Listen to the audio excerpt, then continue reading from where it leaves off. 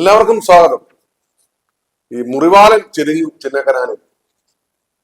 കാരണം ചക്കക്കൊമ്പൻ ആക്രമിച്ചു. അപ്പൊ ഇത് തൊണ്ട തൊടാതെ വിഴുങ്ങുന്ന കുറെ ആൾക്കാരുണ്ട്.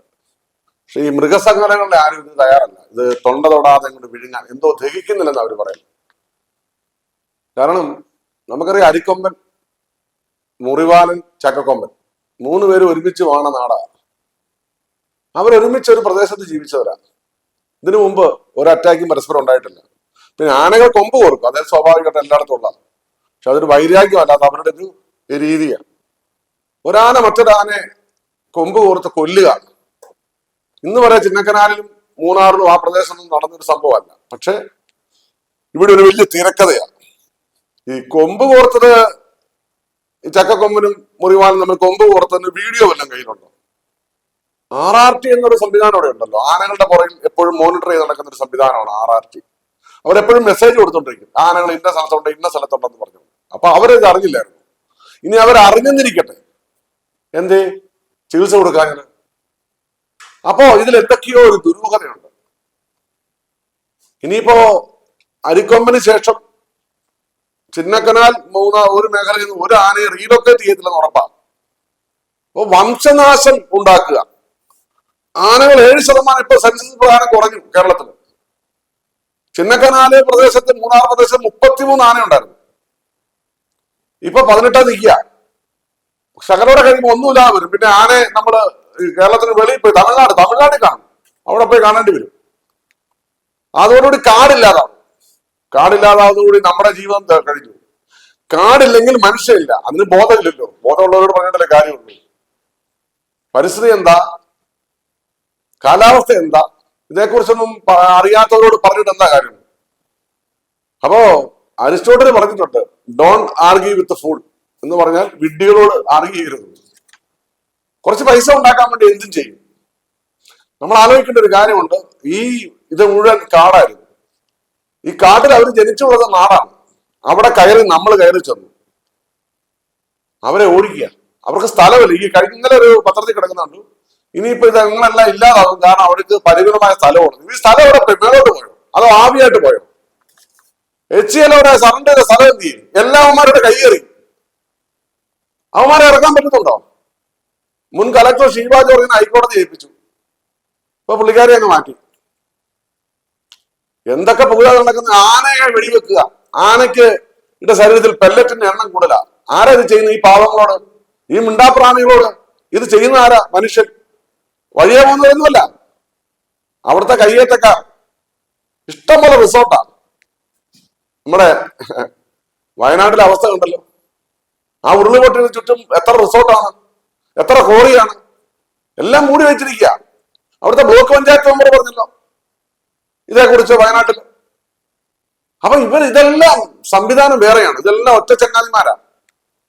ഈ RRT എന്താണ്? നമ്മുടെ ആനയ്ക്ക് ചികിത്സ കൊടുക്കാഞ്ഞത് എന്തേ? കൊടുക്കാഞ്ഞത് മുറിവാലൻ ആന നിങ്ങളുടെ നിരീക്ഷണത്തിലായിരുന്നല്ലോ. എല്ലാ ആനകളും നിങ്ങളെ ചിന്നക്കനാൽ RRT രൂപീകരിച്ച് കുറച്ച് നാളായി. എല്ലാ ആനകളുടെ പുറകെ നിങ്ങളുണ്ട്. എപ്പോഴും നിങ്ങൾ മെസ്സേജ് ഇടാറുണ്ട്. എന്തേ നിങ്ങൾ ചികിത്സ കൊടുക്കാഞ്ഞത്? തമിഴ്നാട്ടിലായിരുന്നു അവർ ക്രെയിൻ ഉപയോഗിച്ച് അപ്പോഴേ ചികിത്സ കൊടുത്തേ. ഇപ്പോ ഈ മൃഗസംഘടനകൾ പറയുന്ന എന്താണ്? ഒന്നിനെ JCB ഇടിച്ചു വന്ന, അല്ലെങ്കിൽ പടക്കം, കെട്ടുപടക്കം ഉണ്ട്, കുപ്പിച്ചിൽ ഉൾപ്പെടെ എറിയുന്ന സാധനം, അത് വെച്ചതായിരിക്കും അവർ പറയുന്നതാ. അല്ലെങ്കിൽ ആനത്താരങ്ങളിൽ കുഴികൾ ഉണ്ടാക്കി പണി കൊടുത്തതാ. അരിക്കൊമ്പന്റെ കുഞ്ഞിനെ കൊന്നു ജൂണില്.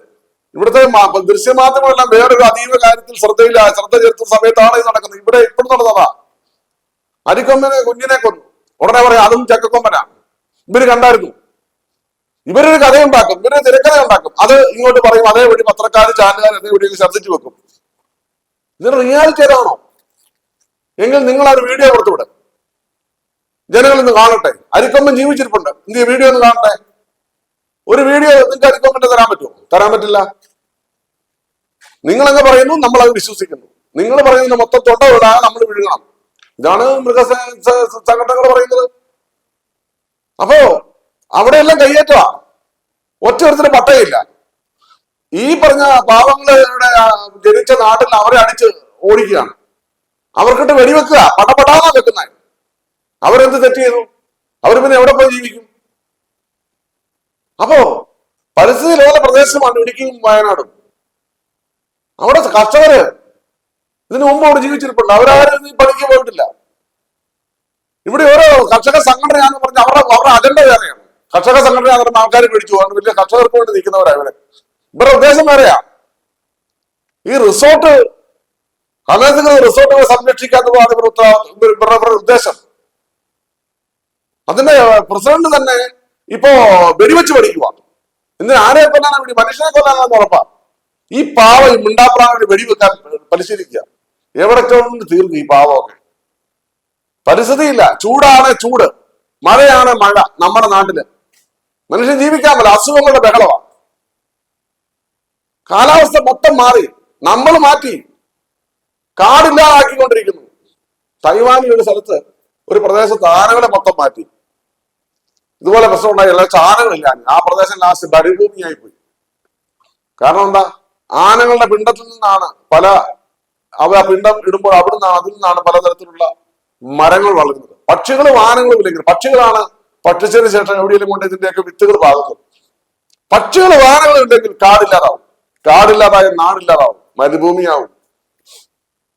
ഇതൊക്കെ പിന്നെ ആരോട് പറഞ്ഞിട്ട് കാര്യമില്ല. കാരണം നമ്മുടെ നാട്ടിൽ ആരോട് പറയാൻ ആര് കേൾക്കാൻ? തമിഴ്നാട്ടിലായിരിക്കണമായിരുന്നു. ആ സുപ്രിയ സാഹുവിനെ ഇപ്പൊ കണ്ടുപഠിക്കുക. അവിടുത്തെ മന്ത്രി കൃത്യമല്ലേ, വിവരം ബോധമുള്ളവരാണ്. എത്ര കൃത്യമായിട്ട് തമിഴ്നാട് കാട് നോക്കുന്നത്? ഇന്ത്യയിൽ ഏറ്റവും മോശമായി കാട് നോക്കുന്നത് കർണാടക, 2ാം സ്ഥാനമാർക്കാണ് കേരളത്തിനാണ്. എല്ലാത്തിനെയും കൊണ്ടുകൊടുക്കുകയാണ്. 33 ആനകൾ കൊടുത്ത് 18 പോലും ഇല്ല ഇപ്പം. ഇനിയിപ്പോ 3 കുഞ്ഞ് നമ്മുടെ പറഞ്ഞ കൊമ്പൻ കുഞ്ഞുങ്ങൾ വളർന്നു വരുന്നുണ്ട്. ആ 3നെ കൊല്ലും. കാരണം വംശം ഉണ്ടാവരുത്. എന്തായാലും റീൽ ലൊക്കേഷൻ നടക്കില്ല. ഇങ്ങനെ ഓരോ കഥ പറയും. ലാസ്റ്റ് ഈ കഥയെല്ലാം പത്രക്കാർ നമുക്ക് ഇങ്ങോട്ട്, ഇവര് പറയുന്ന കഥയെല്ലാം കൂടെ ഇങ്ങോട്ട് പേസ്റ്റ് ചെയ്ത് നമുക്ക് തരും. അത് തൊണ്ട തുടങ്ങാതെ വിഴുങ്ങുന്ന കുറെ മണ്ടന്മാര് കാണും. അവരങ്ങ് ചെയ്തോട്ടെ, വിഴുങ്ങിക്കോട്ടെ. ഇതെങ്ങനെയാണ് സംഭവിച്ചത്? എന്തുകൊണ്ട് ഇൻഫെക്ഷൻ ആയി? അതുപോലെ തന്നെ അസ്ഥികൾ, നട്ടല് 3 സ്ഥലത്ത് ഒടിക്കുന്ന പറയുന്നത്. ആലോചിച്ച് നോക്കി. അങ്ങനെ ഒരു ആന മറ്റൊരു ആനയെ ഉപദ്രവിക്കുമോ? ഇതൊക്കെ എത്ര കരള് പുലർന്നു പോയി. ആലോചിച്ച് നോക്കി. ഇനി സത്യമാണ് നിങ്ങളുടെ വീഡിയോ ഉണ്ടെന്ന് കാണിച്ചേ. എന്തുകൊണ്ട് നിങ്ങൾ നേരത്തെ പറഞ്ഞില്ല? RRT എവിടെയായിരുന്നു? എന്താ നിങ്ങൾ ചികിത്സ കൊടുക്കാത്തത്? ഇതൊക്കെ ദുരൂഹമാണ്. ഇതിനൊക്കെ കാലം, പ്രകൃതി മറുപടി പറയിക്കും. മിണ്ടാപ്രാണികളെ ഉപദ്രവിക്കുന്നതിനൊക്കെ ഒരു പരിധിയുണ്ട്, ഒരു മര്യാദയുണ്ട്. പ്രകൃതി ഒരിക്കലും ഇതിനൊന്നും പ്രതികാരം ചെയ്യാതെ പോയിട്ടില്ല. അത് ഞാൻ ചെയ്താലും ആര് ചെയ്താലും. കർഷകരാന്ന് പറഞ്ഞ്, കർഷകർക്ക് വേണ്ടിയാണെന്ന് പറഞ്ഞ് വേറെ പരിപാടി നടക്കുന്നത്. സ്വന്തം സ്ഥലം ഒച്ചെടുത്തില്ല. എന്നിട്ട് ഇതുങ്ങളെ ഓടിക്കണം, ഇതുങ്ങളുടെ നാട്ടിൽ നിന്ന്. എന്നിട്ട് ഇറക്കാൻ വരുമ്പം ഭയങ്കര അഭിനയം, നാടകം, തലയിറങ്ങി വീഴുന്നു, ഒത്തിരി ഉള്ളവരെ കൊണ്ട് ഇരുത്തുന്നു, പാവപ്പെട്ട പെണ്ണുങ്ങളെല്ലാം പിടിച്ച് ഫ്രണ്ടിൽ കൊണ്ടിരുന്നു. എന്തൊക്കെ നാടകം നടക്കുന്നത്!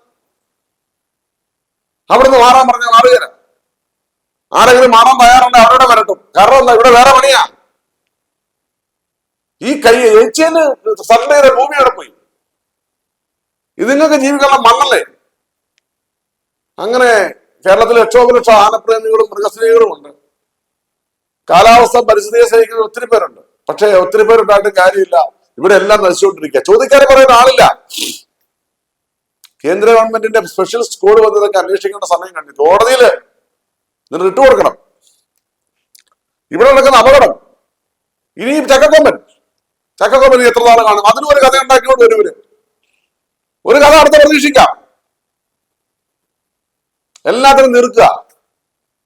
കാരണം എന്താ? കാശുള്ളവൻ അവിടെ എല്ലാം ഉണ്ട്, സ്ഥലമില്ല, ആ പ്രദേശം എല്ലാം ഉണ്ട്. ഇങ്ങനെ ഇനിയുള്ള ചക്കക്കൊമ്പനും 3 ചെറിയ കൊമ്പൻ പിടികളും ഉണ്ട് അവിടെ. അതോടെ തീരുന്നതോടുകൂടി അതൊക്കെ ഇവർക്കറിയാം എങ്ങനെ അത് ചെയ്യണമെന്ന്, എങ്ങനെ പ്ലാൻ ചെയ്യണമെന്ന് ഇവർക്കറിയാം. അതിന് സഹായിക്കാൻ നമ്മുടെ ചില ഉദ്യോഗസ്ഥന്മാരും ഉണ്ട്. കഷ്ടം. ഇങ്ങനെ കേരളം എന്ന് പറയുന്ന നമ്മുടെ ഈ നല്ല ദൈവത്തിന്റെ സ്വന്തം നാട് പ്രകൃതി എന്നും പ്രകൃതി എന്താ ഇത് പറയാ, കാടൊന്നും ഇല്ലാത്തൊരു നാടായി നമ്മൾ മാറും ഭാവിയിൽ. ഇനി അസുഖങ്ങളുടെ എണ്ണം കൂടും, പ്രകൃതി ദുരന്തങ്ങൾ കൂടും. കാരണം ഇവിടെ കുറച്ച് പേരുണ്ട്, ഇവരെ അടക്കി നിർത്താൻ ഇവിടെ ആരുമില്ല, വേറെ അടിച്ചോടിക്കാൻ ഇവിടെ ആരുമില്ല. ഉള്ളവരോ കണ്ണടച്ചിരിക്കുകയാണ്. എല്ലാവർക്കും വേണ്ടത് പണം പണം പണം പണം പണം പണം. പണം ഒന്നും നമ്മുടെ കൂടെ ഉണ്ടാവില്ല. പണം പ്രാണവായും തുല്യമായിരിക്കില്ല. ഇത് മാത്രമേ പറഞ്ഞുകൊണ്ട് അവസാനിപ്പിക്കുകയാണ്. കേൾക്കാൻ ചെവിയുള്ളവൻ കേൾക്കട്ടെ. ഡോൺ ആർഗ്യൂ വിത്ത് ഫൂൾസ്, അല്ലെ? വിഡ്ഢികളോട് സംസാരിച്ചിട്ട് കാര്യമില്ല. ഇത് കേൾക്കുന്ന നല്ലവരായ ജനങ്ങൾ, നിങ്ങളുടെ ഉള്ളിൽ ജനാധിപത്യത്തിൽ പ്രതികരിക്കാൻ മാത്രം പറഞ്ഞുകൊണ്ട് ഞാൻ അവസാനിപ്പിക്കുന്നു. ഞാൻ നിങ്ങളുടെ സ്വന്തം സജീവൻ ചെയ്യാൻ. Thank you so much.